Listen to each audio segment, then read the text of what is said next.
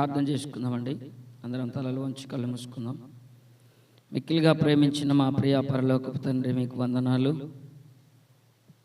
ఈ మధ్యాహ్న కాల సమయంలో మరొకసారి మీ సన్నిధికి వస్తున్నాము తండ్రి. మీ మాటల చేత మమ్మల్ని బలపరచండి.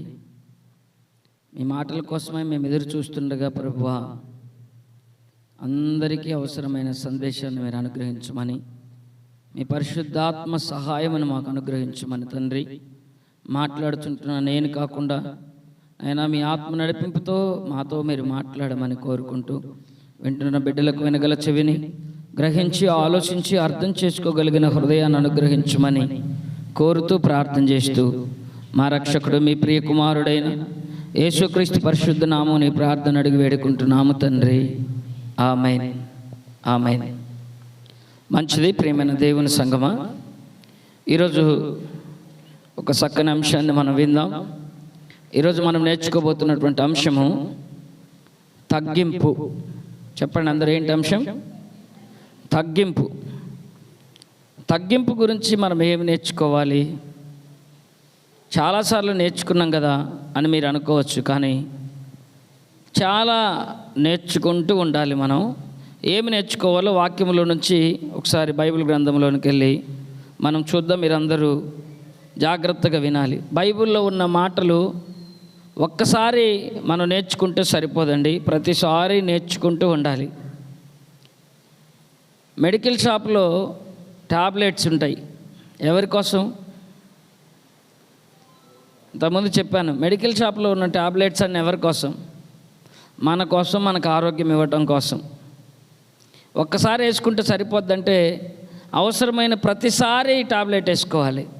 అలాగే బైబిల్లో ఉన్న మాటలన్నీ ఎవరి కోసం? మన కోసం. మనం ప్రతిసారి దేవుని మాటలను వింటూ దేవుని వాక్యము చేత మనలను మనం సరిచేసుకునే వారిగా ఉండాలి అని ప్రభు పేరిట మీకు తెలియచేస్తున్నా. మంచిది. బైబిల్ గ్రంథంలో ఒక మంచి మాటను చూద్దాం తగ్గింపు గురించి.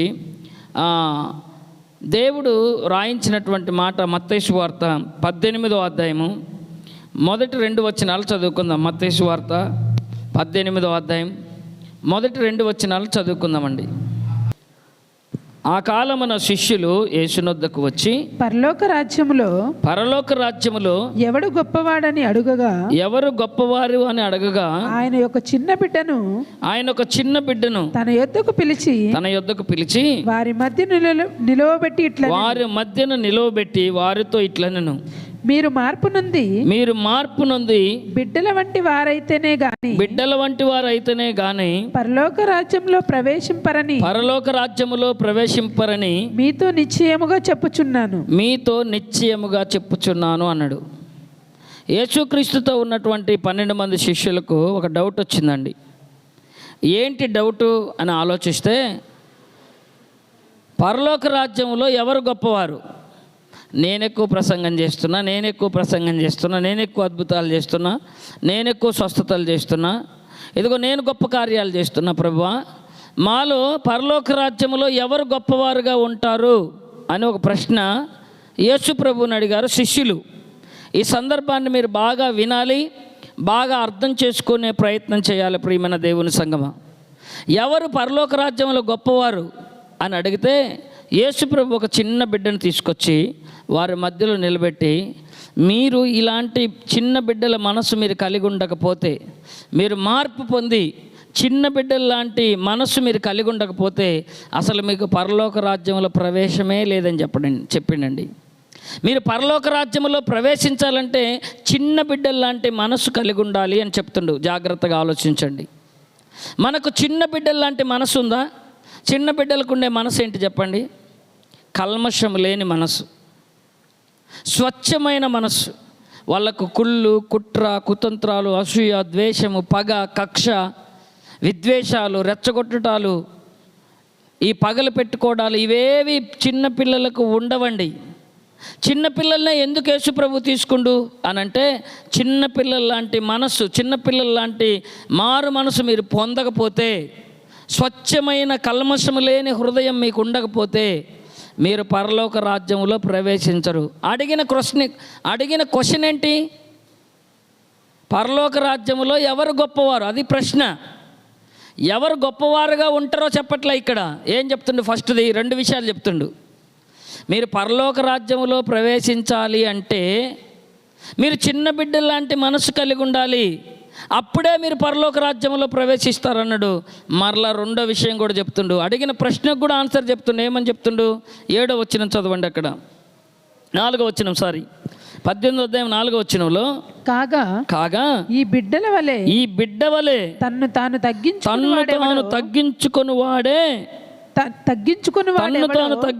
వాడెవడో వాడే పరలోక రాజ్యములో గొప్పవాడు అన్నాడు. ముందు వాళ్ళు అడిగింది అసలు పరలోక రాజ్యంలో ఎవరు గొప్పవారు అని అడిగారు. అడిగితే దానికి ఆన్సర్ చెప్పకుండా ముందు యేసుప్రభు ఏం చెప్తున్నాడంటే, పరలోక రాజ్యంలో ఎవరు గొప్పవారంటే ముందు నువ్వు వెళ్తే కదా గొప్పవారు ఎవరో తెలుసుకోవడానికి. ముందు నువ్వు ప్రవేశిస్తే కదా నువ్వు గొప్పవాడో కాదో తెలుసుకోవడానికి. ముందు ప్రవేశించడానికి నువ్వు ఎలా ఉండాలో నేర్చుకో. ఎలా ఉండాలో తెలుసా? చిన్న బిడ్డల లాంటి మనస్సు కలిగి ఉండాలి అని చెప్తుండండి. అలా చెప్తూ ఎవరైతే చిన్న బిడ్డల వలె తనను తాను తగ్గించుకుంటారో వారే గొప్పవారుగా కూడా ఉంటారు అని చెప్పిండు. అయితే ఈరోజు మనం ఆలోచించవలసిన విషయం ఏంటంటే, మనము తగ్గించుకొని ఉండగలుగుతున్నామా?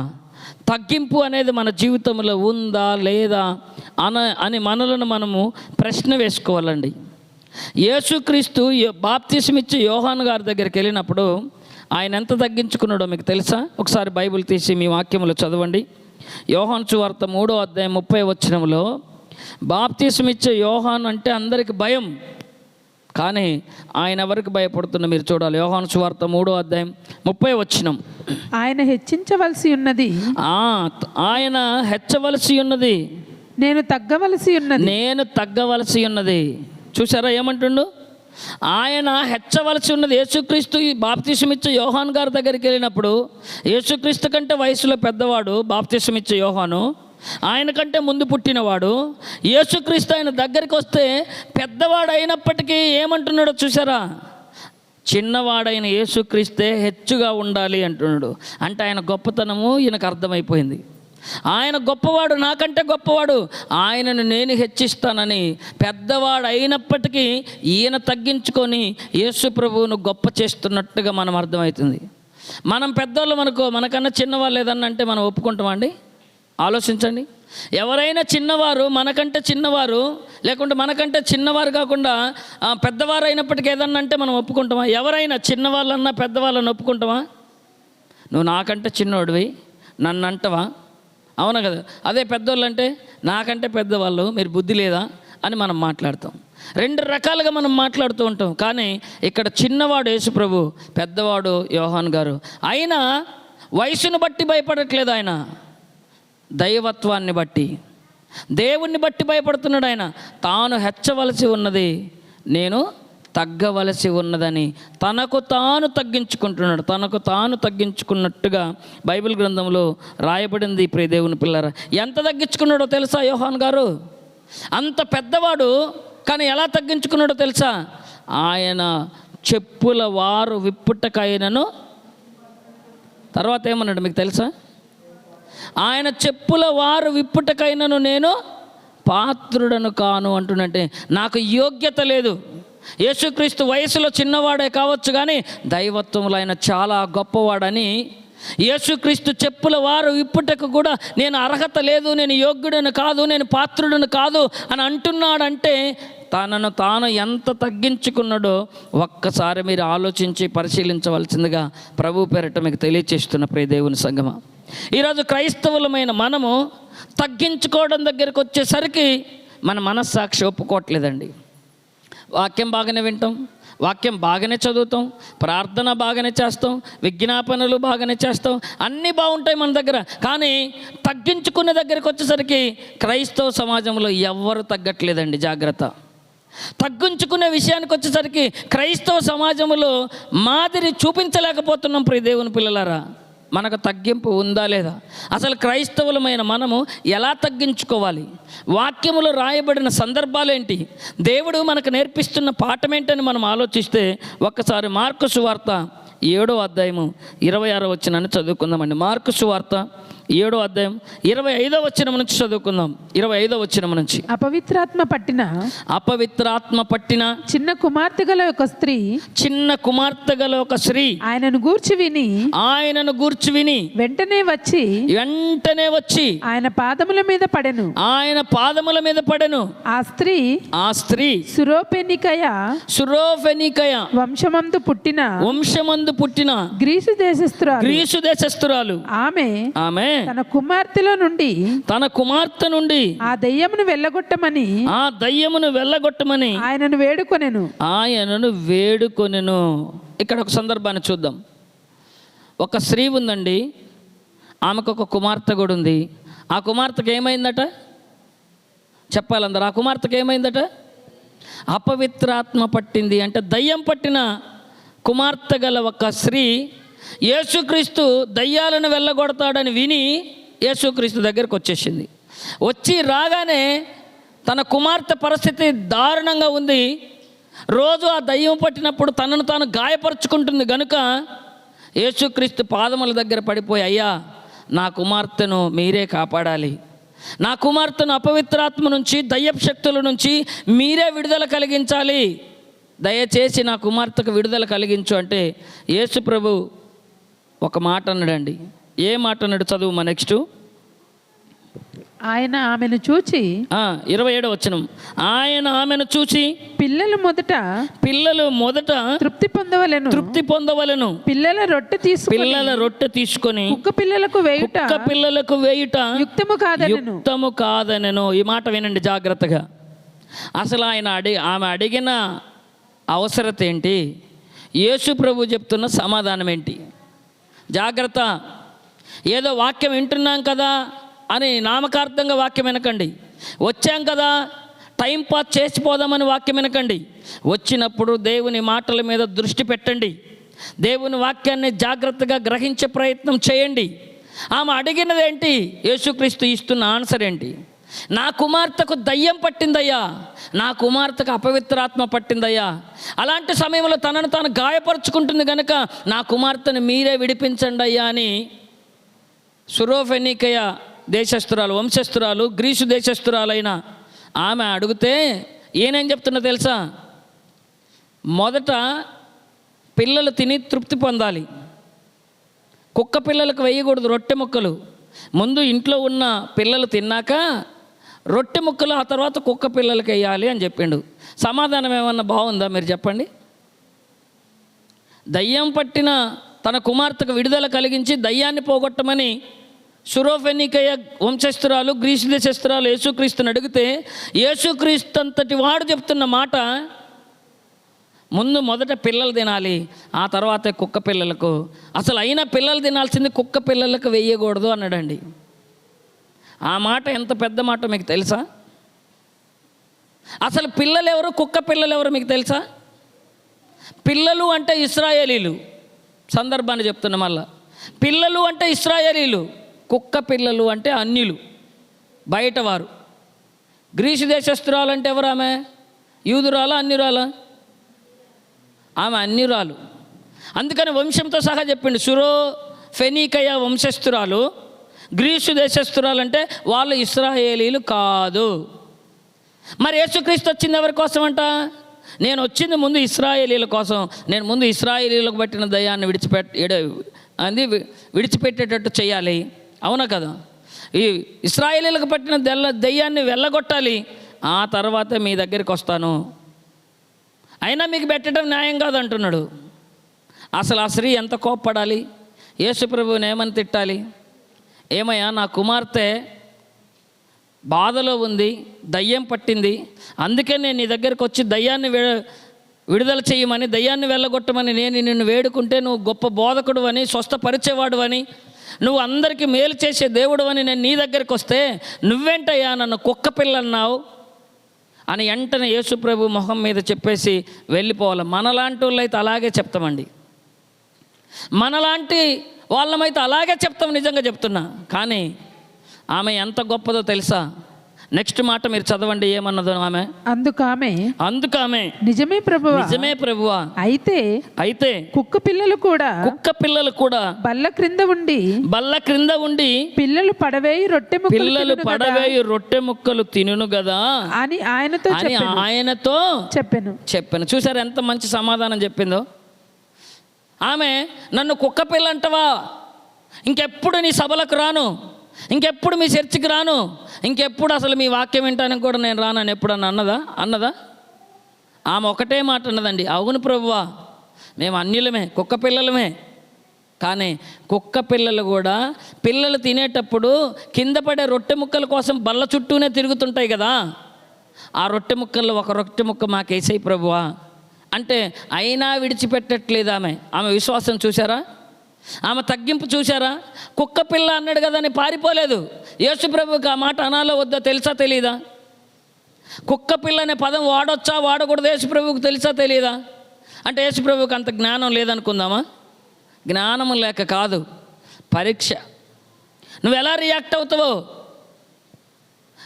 నీ క్యారెక్టర్ ఏంటో, నీ స్వభావం ఏంటో, నీ బుద్ధి ఏంటో బయటకు తీయాలంటే ఇదిగో ఈ మాట అన్నాడండి, కుక్క పిల్లలకు అంటే అన్యులకు చెయ్యకూడదని.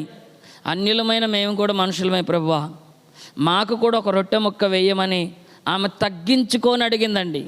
చాలా జ్ఞానంగా అడిగిందండి, ఏమాత్రం ఫీల్ అవ్వలేదు, తగ్గించుకుంది. కానీ తగ్గించుకోగానే యేసు ప్రభు ఏం చేశాడు ఇప్పుడు చూడండి మీరు.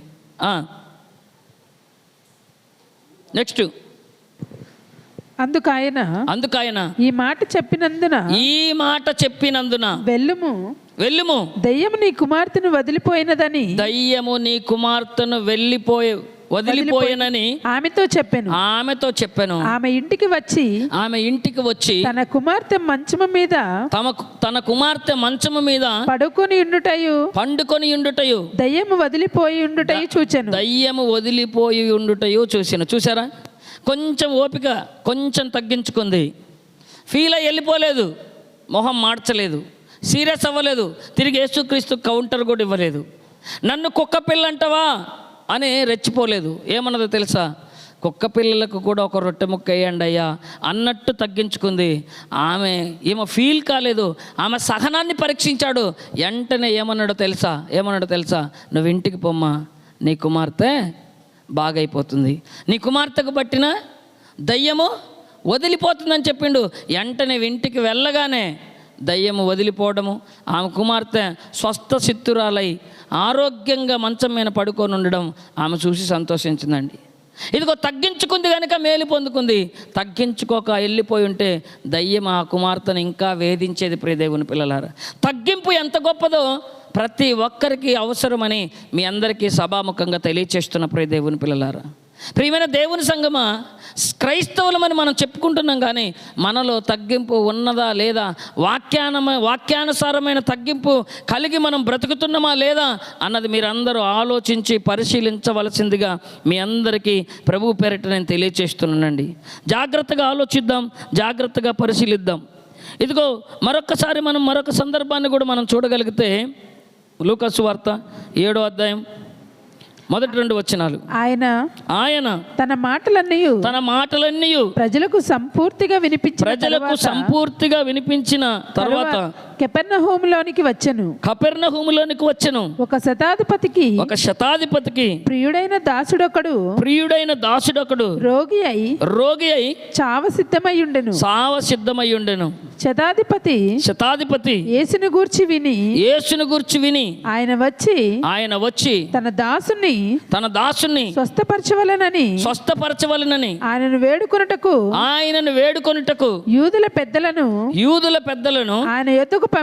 ఆయన యొద్దకు పంపెను. ఇక్కడ సందర్భాన్ని మీకు చెప్తా, జాగ్రత్తగా వినండి. ఇక్కడ ఏ సందర్భంలో యేసుక్రీస్తును ఆ దాసుడు కలుస్తున్నాడో లేదా ఆ శతాధిపతి కలుస్తున్నాడో మీరు జ్ఞాపకం చేసుకోవాలి. ఒక శతాధిపతి ఉన్నాడు. శతాధిపతి అంటే శతాధిపతి అంటే 100 మందికి అధికారి. ఆయన 100 మంది ఆయన కింద పనిచేస్తారు. శతాధిపతి అంటే 100 మందికి అధికారి. అలాంటి శతాధిపతికి ఇష్టమైన దాసుడు, ఇష్టమైన శిష్యుడు ఒక ఆయన ఉన్నాడు. కాకపోతే బ్యాడ్ న్యూస్ ఏంటంటే ఆ శిష్యుడికి మరణకరమైన రోగం వచ్చింది. అతడు సావడానికి ఆల్మోస్ట్ సిద్ధమైపోయాడు, మరణం అంచుల్లో ఉన్నాడు. హీఈస్ ఇన్ లాస్ట్ బ్రెత్, చివరి శ్వాస ముగింపు దశలో ఆ శిష్యుడు ఉన్నాడు. ఏం చేయాలో అర్థం కావట్లే. అన్ని హాస్పిటల్కి తిప్పారు, అన్ని ప్రయత్నాలు చేశారు, చేతకాక చేతులు ఎత్తేసాడు శతాధిపతి కూడా. కానీ యేసుక్రీస్తు గురించి విన్నాడు, యేసుక్రీస్తు బాగు చేస్తాడు అని తెలుసుకున్నాడు. యేసుక్రీస్తు గురించి విని యేసుక్రీస్తు బాగు చేస్తాడని తెలుసుకొని వెంటనే ఒక ఇద్దరు దాసులను యేసుక్రీస్తు ఉన్న దగ్గరికి పంపించాడు. పంపించి, అయ్యా ఇదిగో నా దాసుడు చనిపోవడానికి సిద్ధంగా ఉన్నాడు, ఒక్కసారి మీరు వచ్చి ఆ కుమారుణ్ణి స్వస్థపరచండి అని మీరు వెళ్ళి బతిమాలండి అని ఇద్దరు శిష్యులను పంపించాడు. ఇద్దరు శిష్యులను పంపిస్తే ఇద్దరు యూదుల పెద్దలను పంపించాడు. యూదుల పెద్దలు వెళ్ళి ఆయన బతిమాలుతారు, అయ్యా మన ప్రాంతంలో ఒక శతాధిపతి ఉన్నాడు, ఆయన చాలా మంచివాడు. ఎంత మంచివాడంటే మన యూదులందరికీ ఒక సమాజ మందిరాన్ని కూడా తన సొంత డబ్బులతో కట్టించాడయ్యా. ఒక్కసారి ఆయన దాసుడు చనిపోవడానికి సిద్ధంగా ఉన్నాడు, మీరొచ్చి ఆ దాసుని బాగు చేయండి అని అడగగానే యేసుక్రీస్తు మంచోడు అంటున్నారుగా, సరే వెళ్దాం పదండి అని చనిపోవడానికి సిద్ధంగా ఉన్న ఆ దాసుని యొద్దకు లేదా ఆహ్వానించినటువంటి శతాధిపతి ఇంటికి వెళ్ళడానికి సిద్ధపడితే వెంటనే యేసుక్రీస్తు వస్తూ ఉండడం శతాధిపతి చూసి మరొక ఇద్దరు దాసులను పంపించేమంటుండో తెలుసా, మీరు వెళ్ళి యేసు ప్రభుతో చెప్పండి, ఆయన నా ఇంటికి వచ్చే అర్హత నాకు లేదు. ఏమంటుండు చెప్పండి, ఆయన నా ఇంటికి వచ్చేంత అర్హత నాకు. యేసుక్రీస్తు గురించి తెలుసుకున్నాడు, ఆయన ఎంత గొప్పవాడో తెలుసుకున్నాడు. ఆయన గొప్పదాన్ని ఆయన తెలుసుకున్న 100 మందికి అధికారైనటువంటి శతాధిపతి చెప్తున్న మాటలు, ఆయన నా ఇంటికి వచ్చేంత అధికారం నాకు లేదు, అంత యోగ్యుడని నేను కాదు, అందుకు పాత్రుడని నేను కాదు. పోనీ నేను ఆయన దగ్గరికి ఏమన్నా వెళ్ళగలనంటే ఆయన దగ్గరికి వెళ్ళటానికి కూడా నాకు అర్హత లేదు. ఎంత తగ్గించుకుంటుండండి.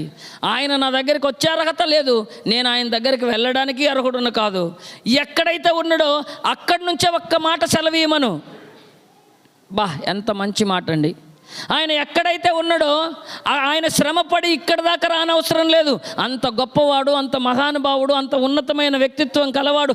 నా ఇంటికి వచ్చేంత అర్హత నాకు లేదు, కానీ ఆయన శ్రమ పెట్టడం నాకు ఇష్టం లేదు. ఉన్న దగ్గర నుంచే నా దాసుడు బాగుపడాలని ఒక్క మాట సెలవీయమను, నా దాసుడు బాగుపడతాడని చెప్పగానే వీళ్ళెళ్ళి చెప్పారండి. యేసుక్రీస్తు వస్తున్నాడని తెలుసుకొని జనాలు గుంపులుగా తండంబులుగా అక్కడికి వచ్చేసారు. వచ్చేసినప్పుడు ఎప్పుడైతే ఈ మాటలు దాసులు వచ్చి చెప్పారో వెంటనే జనసమూహం వైపు తిరిగాడండి. అంటే ఏమన్నా తెలుసా, ఇదిగో శతాధిపతి ఇతను ఒక అన్యుడు ఇంత విశ్వాసం కలిగి ఇంత గొప్ప మాట మాట్లాడుతున్నాడు, కానీ ఈయనకున్నటువంటి విశ్వాసం నేను ఇశ్రాయేలీల్లో కూడా చూడలేదు. ఇశ్రాయేలీలకు కూడా ఇంత విశ్వాసం లేదు, అన్యుడైన శతాధిపతికి ఇంత విశ్వాసం ఉందని ఆశ్చర్యపోయిందంట. అసలు ఈయనే ఆశ్చర్యకరుడు, అవునా కదా? ఆశ్చర్యకరుడికే ఆశ్చర్యం కలిగించిన శతాధిపతి ఎంత గొప్పవాడు మీరు ఆలోచించండి. ఆశ్చర్యకరుడికే ఆశ్చర్యాన్ని కలిగించాడంటే ఈయన ఎంత తగ్గించుకుంటే ఆయనకు ఆశ్చర్యం కలిగిందో మీరు ఆలోచించండి. ఈయన తగ్గింపు, నా ఇంటికి ఆయన రావడానికి నాకు అర్హత లేదు, నేనెళ్ళి కలవడానికి కూడా నాకు అర్హత లేదు, ఉన్న పాటునే ఆయన ఒక్క మాట సెలవీయమను, నా దాసుడు బాగుపడతాడు అనగానే ఆ విశ్వాసం చూశాడండి యేసు ప్రభు. ఆశ్చర్యపోయాడు. ఇశ్రాయేలీల్లో కూడా ఇంత గొప్ప విశ్వాసం నేను చూడలేదన్నాడు. వెంటనే నీ దాసుడు స్వస్థపడతాడని చెప్పిండు. వెంటనే దాసుడు స్వస్థపడ్డాడు. ప్రియమైన దేవుని సంగమ, ఎంత గొప్ప విశ్వాసము, ఎంత గొప్ప ఆశ్చర్య కార్యం జరిగింది. 7వ అధ్యాయం అదే లూకా సువార్త 6వ వచనం కూడా చదవండి మీరు. కావున యేసు వారితో కూడా వెళ్ళెను. ఆయన ఆ ఇంటి దగ్గరకు వచ్చినప్పుడు శతాధిపతి తన స్నేహితులను చూచి మీరు ఆయన యొద్దకు వెళ్ళి ప్రభువా శ్రమ పుచ్చుకొనవద్దు, నీవు నా ఇంటిలోనికి వచ్చుటకు నేను పాత్రుడను కాను. అందుచేత అందుచేత నీ యొద్దకు వచ్చుటకు పాత్రుడనని నేను ఎంచుకొనలేదు. అయితే మాట మాత్రము సెలవిమ్ము. అప్పుడు నా దాసుడు స్వస్థపరచబడును. నేను సహా అధికారులకు లోబడిన వాడను. ఇదిగో నేను కూడా అధికారులకు లోబడేవాడను. నా చేతి క్రిందను సైనికులు ఉన్నారు. నేను ఒకరిని పొమ్మంటే పోవును, ఒకరిని రమ్మంటే వచ్చును. నా దాసుని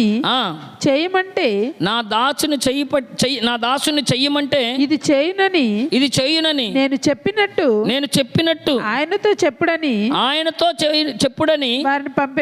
వారిని పంపెను. యేసు ఈ మాటలు విని అతన్ని గూర్చి ఆశ్చర్యపడి తన వెంట వచ్చుచున్న జనసమూహం వైపు తిరిగి ఇశ్రాయేలీయులలోనైనను ఇంత గొప్ప విశ్వాసము నేను చూడలేదని మీతో చెప్పుచున్నాను. ఇశ్రాయేలీయుల్లో కూడా అంత గొప్ప విశ్వాసి లేడంట, అన్యులలో ఉన్నాడు. మీకు ఇప్పుడు ఒక సందర్భం అర్థం అయిపోవాలి. అక్కడ అన్యులను మొదట ఆమెను ఏమని పోల్చాడు? కుక్క పిల్ల అని పోల్చాడు. చూసారా? ఎందుకు? ఆమెను పరీక్షించడానికి, ఆమె ఎలా స్పందిస్తుందో చూడడానికి ఆమెను కుక్క పిల్లని పోల్చాడు. మీకు అర్హత లేదు, ముందు ఇశ్రాయేలీలకు మేలు చేయాలి, ఇశ్రాయేల్ పిల్లలకు నేను మేలు చేయాలి అన్నట్టుగా ఉంది వర్షను. కానీ ఆమె కుమార్తెకు దయ్యాన్ని విడుదల చేశాడు, ఆమె కుమార్తె బాగుపడింది. ఇక్కడ ఇప్పుడు ఇశ్రాయేలీలను తక్కువ చేస్తుండు, అన్యులను గొప్ప చేస్తుండు. చూడండి, ఇదిగో ఇలాంటి విశ్వాసం నేను ఇశ్రాయేలీల్లో ఎవరి దగ్గర కూడా నేను చూడలేదు. అన్యుడైన ఈ శతాధిపతికి ఇంత గొప్ప విశ్వాసం ఉందేంటి అని ఆశ్చర్యపోయిండంటే, ఆశ్చర్యకరుడికే ఆశ్చర్యం కలిగించిన వాడు ఒక శతాధిపతి. ఎందుకంత ఆశ్చర్యం కలిగించిన వాడుగా బైబిల్ చరిత్రలో మిగిలిపోయాడు ఈ శతాధిపతి అంటే? తగ్గింపు. నువ్వు నా ఇంటికి వచ్చే అర్హత లేదు, నేను కూడా నీ దగ్గరికి వచ్చే అర్హత లేదు. నా దగ్గర 100 మంది పనులు ఉన్నారు, నేను చెయ్యమంటే చేస్తారు, సిట్ అంటే సిట్, స్టాండ్ అంటే స్టాండ్, వెళ్ళురా అంటే వెళ్తారు, రారా అంటే వస్తారు, చెయ్యరా అంటే చేస్తారు. నా దగ్గర 100 మంది పనులు ఉన్నారు, అయినా నీ దగ్గరికి వచ్చే అర్హత నాకు లేదయ్యా. నువ్వు గొప్పవాడవయ్యా, నీ ముందు నేను బచ్చానయ్యా అని దేవుని ముందు తనను తాను ఎలా తగ్గించుకున్నాడు. అధికారాన్ని చూపించుకోవట్లేదు, డబ్బును చూపించుకోవట్లేదు, టాలెంట్స్ను చూపించుకోవట్లేదు, ఏది చూపించుకోవట్లేదండి. కేవలం తగ్గింపు. దేవుని ముందు మనందరము తగ్గింపు కలిగి ఉండాలి అని బైబిల్ గ్రంథంలో ఈ శతాధిపతి జీవితం ద్వారా మనం తెలుసుకుంటున్నాం. మనం ఇలా తగ్గించుకోవడం వల్ల మనకు ఏం జరుగుతుంది అని మీరు ఆలోచిస్తే, ప్రియమైన దేవుని సంగమా, యేసుక్రీస్తు విషయంలో కూడా తగ్గించుకుంటే ఎంత గొప్పవాడయ్యాడో మీరు చూడాలి. యెరూషలేముకు ప్రవేశించక ముందు సిలువ వేస్తారనగా యేసు ప్రభు యెరూషలేములోకి ప్రవేశిస్తున్నప్పుడు ఆయన ఎలా వచ్చాడో మీకు తెలుసా? ఆయన రాజులకు రాజు, ప్రభువులకు ప్రభువు, మహోన్నతుడు, సర్వాధికారి, లోకరక్షకుడు, అలాంటి గొప్పవాడు ఎలా వచ్చాడు యెరూషలేం ప్రవేశానికంటే? చిన్న గాడిద పిల్లని ఎక్కొచ్చాడు. అదేంటి? గుర్రం మీద రావాలి కదా, రథాల మీద రావాలి కదా, సైన్యంతో రావాలి కదా, చిన్నగా గాడిద పిల్లని ఎక్కి రావడం ఏంటి? మత్తయి సువార్త 21వ అధ్యాయం 5వ వచనం మీరు చూడండి. మత్తయి సువార్త 21వ అధ్యాయం 5వ వచనం. ఇదిగో నీ రాజు సాత్వికుడై గాడిదను భారవాహక పసిపిల్లనైనా చిన్న గాడిదనెక్కి నీ యొద్దకు వచ్చుచున్నాడు. చిన్న గాడిద, లోకాలను కలిగించిన వాడు, పంచభూతాలను కలిగించిన వాడు, అవునా కదా? ఆయన ఒక్క మాట సెలవిస్తే పంచభూతాలు మిక్కట వేంద్రముతో లయమైపోతాయి, అంత శక్తి కలిగిన వాడు మన ప్రభు. అలాంటి గొప్పవాడు ఎలా వస్తున్నంటే చిన్న గాడిదనెక్కి వస్తున్నాడంటే ఆయన ఎంత తగ్గించుకున్నాడో ఆలోచించండి, ఎంత తగ్గించుకున్నాడో ఆలోచించండి. క్రైస్తవులమైన మనము, దేవుని వాక్యాన్ని వింటున్న మనము, ఆరాధిస్తున్న మనము, ప్రార్థిస్తున్న మనము, బైబిల్ చదువుతున్న మనము, బైబిల్ నేర్చుకుంటున్న మనము ఎలాంటి తగ్గింపు కలిగి ఉండాలో ఒక్కసారి మీరు ఆలోచన చేయాలని ప్రభు పేరిట మీ అందరికీ తెలియచేస్తున్న ప్రియ దేవుని పిల్లరా. తగ్గించుకోవడం, తగ్గించుకున్నవాడు హెచ్చించుకొనును, తనను తాను హెచ్చించుకున్నవాడు తగ్గించుకొనును అన్నాడు. ఇప్పుడు తగ్గించుకున్నవాడు ఎవరైనా హెచ్చించబడినరా అంటే సమాజంలో మనం చూడగలిగితే, బైబిల్ చరిత్రలో మనం చూడగలిగితే సురోఫెనీకయ వంశస్థురాలు, గ్రీసు దేశస్థురాలు తనను తాను తగ్గించుకోవడం వల్ల తన కుమార్తెకు దయ్యము నుంచి విడుదల తీసుకురాగలిగింది. 100 మందికి అధిపతి అయిన శతాధిపతి తనను తాను తగ్గించుకోవడం వల్ల తన సేవకుని లేదా తన దాసుని తిరిగి బ్రతికించుకోగలిగాడు. ప్రియ దేవుని పిల్లలారా, తగ్గించుకుంటే ఏమొస్తుంది అంటే, తగ్గించుకుంటే మోషే ఏమన్నాడు తెలుసా? మేము కేవలం మంటివారము అన్నాడు. మోషే అంతటి వాడు, 6 లక్షల జనసమూహాన్ని నడిపించినటువంటి మోజెస్, ఈ side I'm nothing, I'm dust, నేను దుమ్మును ధూళినన్నాడు. దావీదు కూడా అన్నాడు అదే మాట. మీకు తెలుసా? సొలొమోను అంటుండు, మా కుటుంబాన్ని ఇంతగా హెచ్చించుటకు మేము ఏ పాటి వారమయ్యా అని తగ్గించుకుంటున్నాడండి సొలొమోను గారు. మీ అందరికీ తెలుసు, బైబిల్ చరిత్రలో ఎంతోమంది దావీదు, సొలొమోను ఇలా చెప్పుకుంటూ పోతే అబ్రహాం కూడా నేను ఎంతటి వాడనయ్యా అంటుండండి. అపోస్తులు గొప్ప గొప్ప కార్యాలు చేశారు, కానీ మేము అంత గొప్ప, ఇంత గొప్ప, మేము అంతటి వారం, ఇంతటి వారం అని ఎక్కడైనా చెప్పుకున్నారా? ఎక్కడ చెప్పుకోలేదు. ప్రియ దేవుని పిల్లలారా, వారిని వారు తగ్గించుకున్నారు. మనలను మనము కూడా తగ్గించుకోవాలి. మనలను మనం తగ్గించుకుంటే మనం గొప్పగా హెచ్చించబడతాం. హెచ్చించబడటమే కాదు, తగ్గించుకోవటం వల్ల మనం పరలోకాన్ని చేరుకుంటాం. మీరు మారు మనసు పొంది బిడ్డల వంటి వారు అయితేనే తప్ప మీరు పరలోక రాజ్యంలో ప్రవేశించారంటే, మనం తగ్గించుకోకపోతే అసలు దేవుడు మనకు పరలోకమే కట్ చేసేస్తానంటుండండి. జాగ్రత్త ప్రియ దేవుని పిల్లలారా. అమ్మో, నేను తగ్గించుకుంటే నా అహం అడ్డం వచ్చేస్తుంది, నేను తగ్గించుకోవటం వల్ల నేను ఇన్సల్ట్ అయిపోతున్నా, నేను తగ్గించుకోవటం వల్ల నాకు అవమానం కలుగుతుంది, నేను తగ్గించుకోవటం వల్ల నా డిగ్నిటీ పోతుంది, నేను తగ్గించుకోవటం వల్ల నా క్వాలిఫికేషన్ పోతుందని ఆలోచిస్తున్నారేమో. దేవుని ముందు అవేమీ పనికిరావు ప్రియ దేవుని పిల్లారా. నీ డిగ్నిటీ, నీ అహము, నీ క్వాలిఫికేషన్స్, నీ సర్టిఫికెట్స్, నీకున్నటువంటి చదువులు, విద్యా బుద్ధులు ఏవి కూడా దేవుడిచ్చే పరలోకాన్ని ఇవ్వలేవు ప్రియ దేవుని పిల్లలారా. జాగ్రత్తగా ఆలోచించండి, జాగ్రత్తగా పరిశీలించండి. మనము తగ్గించుకోవడం వల్ల మనకి ఎంతో లాభము. ఎన్ని కోట్లు పెట్టి కొన్నా కూడా రానటువంటి పరలోకాన్ని దేవుడు మనకి ఇవ్వబోతుండు. యేసుక్రీస్తు ఈ పంచభూతాలను కలిగించిన వాడు తగ్గించుకొని కేవలము కన్యమరియ గర్భమున ఒక మానవ జన్మ ఎత్తి ఒక పసి బాలుడుగా ఈ లోకానికి వస్తే ఎన్ని అవమానాలు, ఎన్ని నిందలు, ఎన్ని గాయాలు, ఎన్ని దెబ్బలు ఆయన్ని కొట్టింది, ఎలా చంపారో ఈ కర్కశ లోకము, ఈ అమానవీయమైన సంఘటనలు ఆయన మీద జరిగించి ఎంతగా నిందలు మోపారో మీరు చూశారు. అయినా సహించాడు, భరించాడు. ఎంతగా ఓర్చుకున్నాడో తెలుసా ప్రియ దేవుని? ఎందుకు ఓర్చుకున్నాడో తెలుసా? పరలోకం కోసం. ఎలాగైనా పరలోకం పొందాలి, నేను అందరికీ మార్గదర్శిగా ఉండాలి.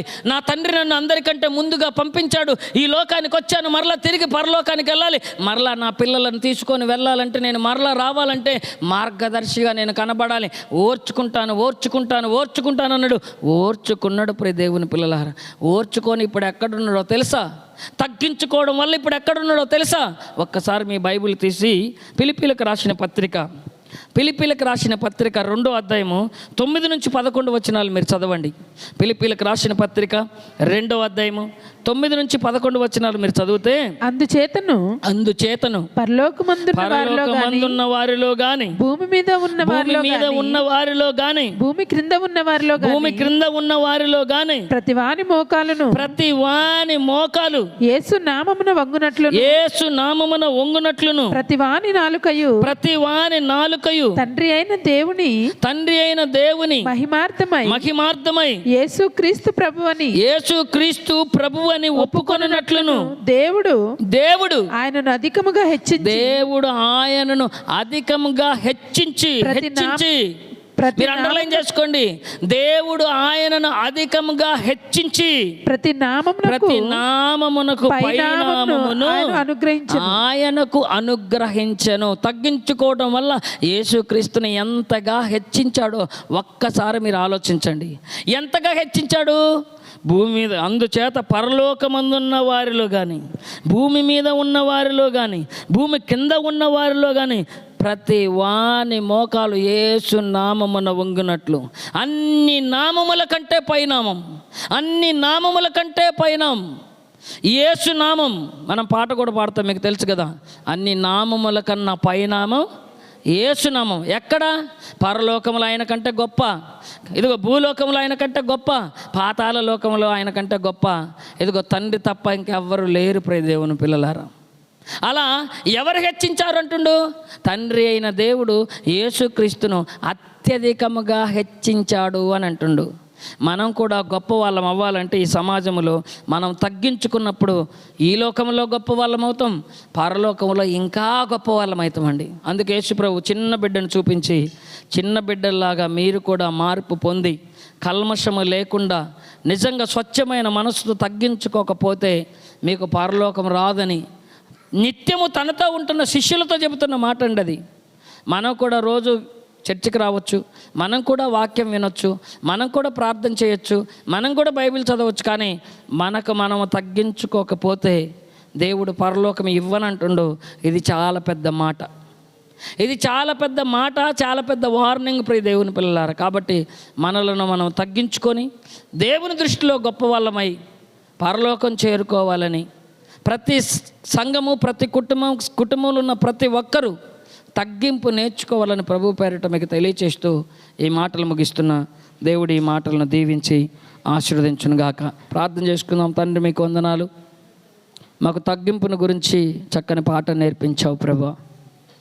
సురోఫెనికే వంశస్థురాలు, గ్రీసు దేశస్థురాలు తగ్గించుకొని తన కుమార్తెకు తండ్రి నాయన దయ్యపు శక్తుల నుంచి విడుదల పొందుకుంది ప్రభా. అలాగే తండ్రి నాయన 100 మందికి అధికారి అయిన శతాధిపతి తగ్గించుకొని మరణం కాబోతున్న తన దాసుడికి మరణం నుంచి విడుదల పొందుకోగలిగాడు తండ్రి. ఈ లోకంలో నీ కుమారుడు మా రక్షకుడు యేసుక్రీస్తు తండ్రి ఎన్నో అవమానాలు, ఎన్నో నిందలు, ఎన్నో గాయాలు, ఎన్నో దెబ్బలు తండ్రి, ఎన్నో అవమానాలు తండ్రి ఎదుర్కొన్నాడు ప్రభు. అన్నిటిని భరించి భరించి భరించి భరించి తగ్గించుకొని ప్రభు నాయన ఈరోజు పరలోకం అందే కానీ, భూమి అందే కానీ, భూమి కింద ఉన్న పాతాళం అందే కానీ అందరికంటే పరిణామం మీరు అనుగ్రహించి అత్యధికంగా హెచ్చించినందుకు మీకు వందనాలు నాయనా. ఈ పాఠాన్ని మేము నేర్చుకున్నాం ప్రభు. మా జీవితంలో కూడా తగ్గింపును దయచేయండి. మా చదువులు, మా ఆస్తులు, మా ఉద్యోగాలు ఏవి కూడా తండ్రి నాయనా మమ్మల్ని గొప్పవారని అనిపించుకోకుండా తండ్రి మీ ముందు మేము కేవలం నథింగ్ ప్రభు. మేము ధూళి లాంటి వాళ్ళం, దుమ్ము లాంటి వాళ్ళం తండ్రి నాయన. అయ్యా నీ సన్నిధిలో దేనికి పనికిరాని వారం, కానీ మీరు అత్యధికంగా హెచ్చించి పరలోకం ఇవ్వబోతున్నందుకు మీకు వందనాలు తండ్రి, స్తోత్రాలు. అయ్యా మేము సహించి భరించి అనేక శ్రమలను భరించి పరలోకం చేరుకునే వారిగా మమ్మల్ని ఉంచమని కోరుకుంటూ మమ్మల్ని ఆ విధంగా సిద్ధపరచమని ప్రార్థన చేస్తూ విన్న మాటలు వ్యర్థంగా కొట్టుకొని పోకుండా మా జీవితాలకు, మా హృదయాలకు అన్వయించుకోవడానికి కృపను అనుగ్రహించమని కోరుతూ ప్రార్థిస్తూ మా రక్షకుడు మీ ప్రియకుమారుడైన యేసుక్రీస్తు పరిశుద్ధ నామమున ప్రార్థన అడిగి వేడుకుంటున్నాము తండ్రి. ఆమేన్, ఆమేన్. అందరికీ వందనాలు. Thank you.